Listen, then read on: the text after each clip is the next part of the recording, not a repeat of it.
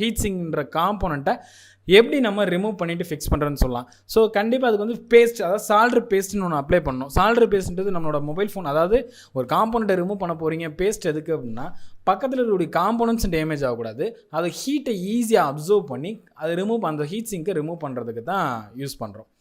சரிங்களா? அப்போ சால்ட்ரு paste must. ஒரு டியூசர்ன்ற காம்போனண்ட் யூஸ் பண்ணும். இது எதுக்குன்னா ஐசி ஹீட் பண்ண எடுக்கிற அந்த ஐசியவோ ஏதோ ஒரு பர்டிகுலர் காம்போனண்ட்டை ரிமூவ் பண்ணுறதுக்கு, அதாவது பிக் பண்ணி எடுக்கிறதுக்காக யூஸ் பண்ணுவோம்.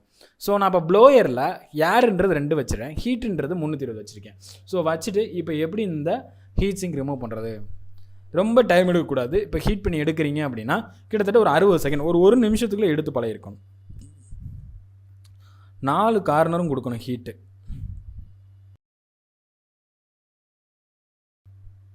ஸோ என்ன பண்ணக்கூடாது, அங்கே வச்சுட்டு இந்த ஹீட் சிங்கை எடுக்கும்போது நகட்டி விளாடக்கூடாது. அப்படி பண்ணுனா உள்ளே இருக்கக்கூடிய காம்போனண்ட் என்ன ஆகும் அப்படின்னா அதுவும் ரிமூவ் ஆகிறதுக்கு சான்சஸ் இருக்குது.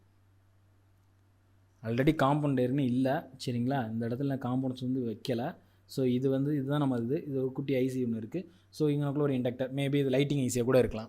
ரிமூவ் பண்ணுற சர்வீஸில் கவனிக்க வேண்டிய விஷயம், ஏர், அதாவது நம்மளோட எஸ்எம்டி ரீவர்சேஷன் ப்ளோயரில் ஏர்ன்றது 2 இருக்கணும். ஹீட்டுன்றது மேக்ஸிமம் 300லேருந்து 320 வச்சுக்கோங்க, எனாஃபானது தான். ஸோ அதுக்கப்புறம் பேஸ்ட், சால்ட்ரு பேஸ்ட் அப்ளை பண்ணிவிடுங்க. நிறைய பேர் பார்த்தீங்கன்னா சால்ட்ரு பேஸ்ட்லாம் அப்ளை பண்ணுறதில்ல, ஹீட்டை கொடுக்குறது அவங்க வாட்டுக்கு பிரித்து அவங்க வாட்டுக்கு எடுத்துருவாங்க.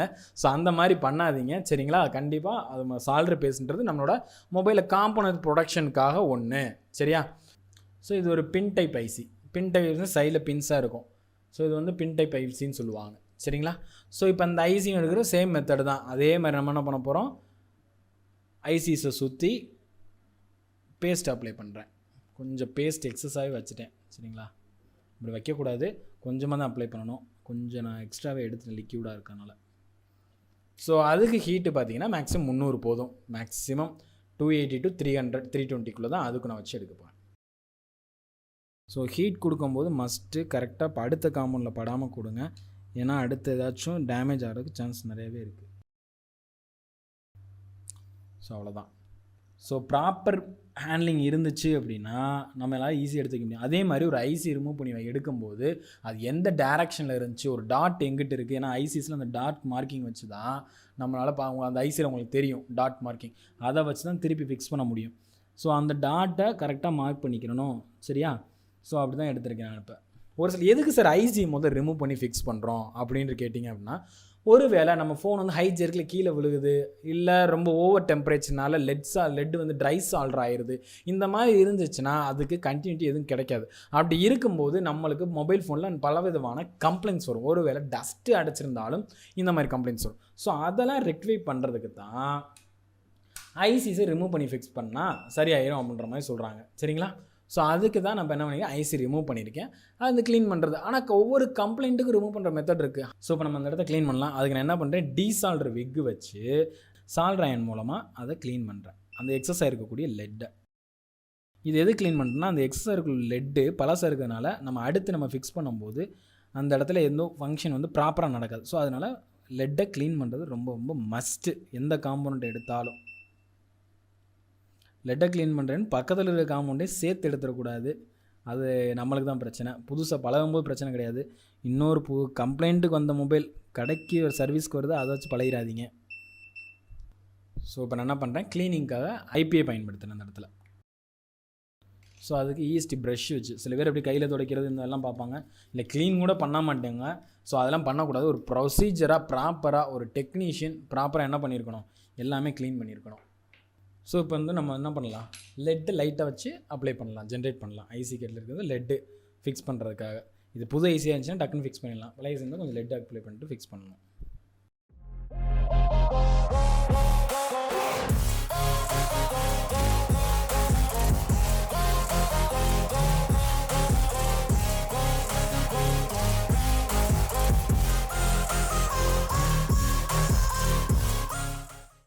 ஸோ லைட்டு ஜென்ரேட் பண்ணியிருக்கேன். மறுபடியும் நம்ம ஃபிக்ஸ் பண்ணிடலாம் அதே பொசிஷனில் வச்சு. ஸோ டாட் இருக்க ஏரியா பார்த்து நான் வைக்கிறேன். ஆல்ரெடி எடுத்து அதே பொசிஷனில் வைக்கிறேன். கண்டிப்பாக நீங்கள் இருக்கும்போதும் ஒரு மார்க்கிங் இருக்கணும். கரெக்டாக பார்த்துட்டு என்ன பண்ணுங்கள். ஸோ ஜஸ்ட் இது ப்ராக்டிஸ் டைப்புக்காக தான் உங்களுக்கு இந்த சொல்லித்தரேன். இதே இது ஒர்க்கிங் கண்டிஷன் ப்ரொசீஜர் இதே தான். பட் நம்பர் ஆஃப் டைம்ஸ் இந்த மாதிரி டெட் போர்ட்ஸில் ப்ராக்டிஸ் பண்ணியிருக்கணும்.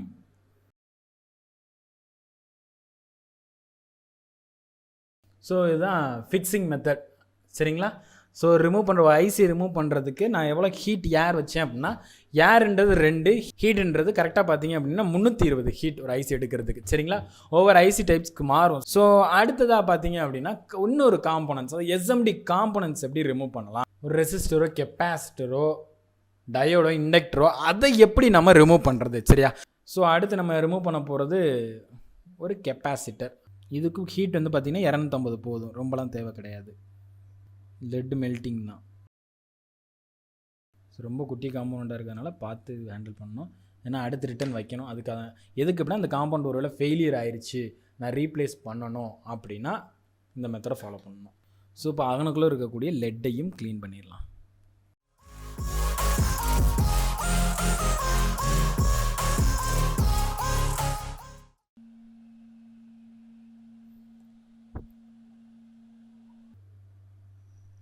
ஸோ ஃபிக்ஸ் பண்ணியாச்சு. கொஞ்சம் லைட்டாக பொசிஷன் விலை இருக்குது. ஸோ இதுதான் எஸ்எம்டி காம்போனன்ட்ஸை ரிமூவ் பண்ணி ஃபிக்ஸ் பண்ணக்கூடிய மெத்தட். ஸோ அடுத்து ஒரு B2B கனெக்டர். ஆனால் ஹீட் டெம்பரேச்சர் எல்லாமே 280லேருந்து 320 தான். ஆனால் ஒவ்வொரு பொருளுக்கும் ஒவ்வொரு ஹீட் விதமான டெம்பரேச்சர் மாற்றி தான் பண்ணணுமே தவிர நம்ம என்ன பண்ணக்கூடாது, ஒரே ஹீட்டில் வந்துடும், ஒரே டெம்பரேச்சர் வச்சு பண்ண முடியும் அப்படின்றத பண்ணிடாதீங்க. அது நம்மளோட போர்டுக்கு தான் டேமேஜ் ஆகும். ஸோ அடுத்து ஒரு B2B கனெக்டரை ரிமூவ் பண்ணுறது எப்படி அப்படின்றத பார்க்கலாம். சரியா? நாசில் டைப் மாற்றி தான் பண்ணணும். ஸோ ஹீட் டைப்புக்கும் மாற்றி தான் ஹீட் கொடுத்து தான் பண்ண முடியும்.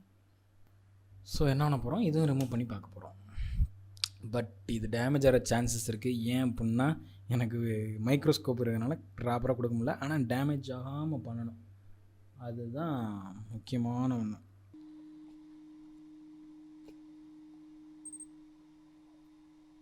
இந்த டிவி2 கீ கனெக்டரை போய் நம்ம வந்து கடையில் வாங்க போகிறது கிடையாது.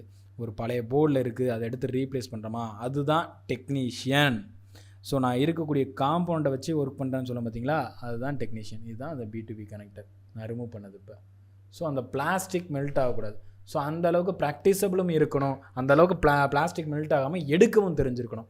சரிங்களா? எல்லாருமே இதை பண்ணுறது கிடையாது. ஸோ ப்ராப்பராக ஹீட் கொடுத்து ஏர் டெம்பரேச்சர் செட் பண்ணோம்னா நம்மளாலும் இதை பண்ண முடியும். சரியா? பை ப்ராக்டிஸ் தான் எல்லாமே.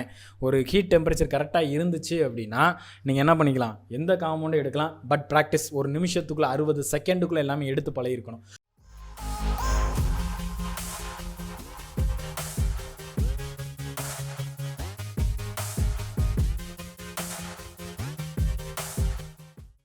அவ்வளோதான். ஓவராக அதுக்கு மேலே ஹீட் பண்ணால் காம்போனண்ட் மெல்ட் ஆயிரும். சரியா? கரெக்டான பொசிஷனில் வச்சு ஃபிக்ஸ் பண்ணோம் அப்படின்னா மறுபடியும் யூஸ் பண்ணலாம். ஸோ இந்த மாதிரி காம்போனண்ட்டை இன்னொரு போர்ட்லேருந்து எடுத்து ரீப்ளேஸ் பண்ண தெரிஞ்சிருக்கணும் மஸ்ட்டு. ஸோ அதெல்லாம் பண்ணால் தான் எனக்கு என்ன பண்ண முடியும், டெக்னீஷியன் சொல்லலாம். ஒரு மொபைல் ஹார்ட்வேர் உங்களை நான் கண்டிப்பாக மீட் பண்ணுறேன். ஸோ அது வரைக்கும் பாய், தேங்க்யூ.